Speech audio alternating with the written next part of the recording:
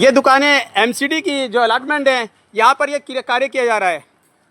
बहुत अच्छा लगा, हमने अच्छा लगा इनके कहने पर हम सब दुकानदारों ने अपना सामान हटा दिया। ये ऊपर देखो, यहाँ तक इसने चादर वगैरह भी अपने हटा दी थी। ये बंटी दुकानदार है, इसके बराबर में इन्होंने कोई दिक्कत नहीं है, यहाँ तक साफ़ किया और चादर और हटा दी जाएंगी इनकी रिक्वेस्ट के। लेकिन इन्होंने नहीं कहा कि नीचे को रहने दो। फिर इन्होंने उधर डॉक्टर एहसान को कहा और 5 दिन से लगातार कंटिन्यू इन पर फ़ोन करे, भाई चादर हटाओ वहाँ से, हमने काम करें, जेसीबी लगानी है। तो जेसीबी क्या लगाई इन्होंने, ये इस तरह से इन्होंने पत्थरों को तोड़ दिया, फर्शों को अच्छी तरह तोड़ दिया है और नाली तक क्लियर कर दिया है। लेकिन उसके अलावा फिर इन्होंने, इस ठेकेदार ने और इसकी मिली भगत के घूस ने, ठेकेदार के कार्यों को मैं आपको दिखा देता हूँ पोजीशन, कि ठेकेदार अपने आप में कितना सोना बन रहा है और किस तरह से लोगों को कहने में आकर ये कार्य कर रहा है। ये नाली यहाँ तक क्लियर है, ये नाली यहाँ तक क्लियर है। अब ये आगे इसने जो छोड़ा है, क्या ये जो और दुकानदार थे और लोग थे जिनके फर्श टूटे हैं, उनका पैसा हराम का था, वो मेहनत नहीं करते, वो गरीब आदमी नहीं है जो और आगे छोड़ा गया। जब इसने ये कहा था कि मुझे नाली तक क्लियर चाहिए, तो नाली तक क्लियर औरों को छोड़ा जा रहा और इनका क्यों तोड़ा गया। मैं आपको दिखा देना चाहता हूँ आगे की भी कार्रवाई। ये सारी पोजीशन नाली के आगे अभी आप डीपली देख लीजिए, बहुत जूम करके देख लीजिए।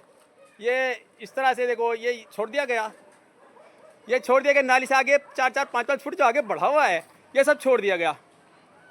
और फिर इसके बाद ये फिर यहाँ पर ये तोड़ दिया गया नाली के बराबर में, ये नाली के बराबर में यहाँ पर तोड़ दिया गया। ये मैं आपको जूम करके दिखा रहा हूँ।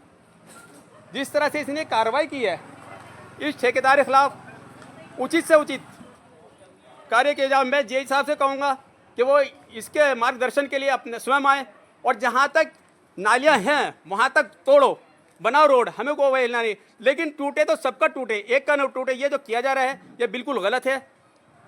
अगर इस पर कार्रवाई ना की गई तो जैसे बेलगाम ठेकेदार, बदतमीज ठेकेदार अपने आप को ओवर होना शुरू कर देंगे। क्योंकि ये मिली भगत से अपने आप में ठेकेदारी क्या कर लेते हैं, सोच लेते हैं कि मैं एमपी का आदमी हूँ, मैं एमएल। ये देखें यहाँ तक नाली तक क्लियर है। ये हमारा वाल्मीकि मंदिर है 4 नंबर ज्वालापुरी के पास में, वार्ड नंबर 45 से। यहाँ पर नाली तक क्लियर हो गया है, लेकिन वो जो पीछे छोड़ा जा रहा है वो किस लिए छोड़ा जा रहा। अच्छा तोड़े गए वो ठीक है, हमसे कहा जाएगा तो हम हटा रहे हैं। मुझे चादर हटाने के लिए 5 दिन से दबाव बनाया, मैंने चादर हटा दी, फर्स्ट तोड़ दिया, कोई दिक्कत नहीं। औरों को क्यों नहीं तोड़ा गया, मैं आपको और आगे तक दिखा देता हूँ। ये नाली तक क्लियर चल रहा है आगे, ये नाली तक क्लियर काम कर रहे हैं। लेकिन वहाँ जो छोड़ा गया वो किस लिए छोड़ा गया, क्या उनसे घूस खाई है या किसी दबाव में आकर गया? क्या सरकारी कार्य इस तरह से घूस खाने से या राजनीति पॉलिटिक्स दबाव से काम रोके जाते हैं या छोड़े जाते हैं? पैसा सबका बराबर है।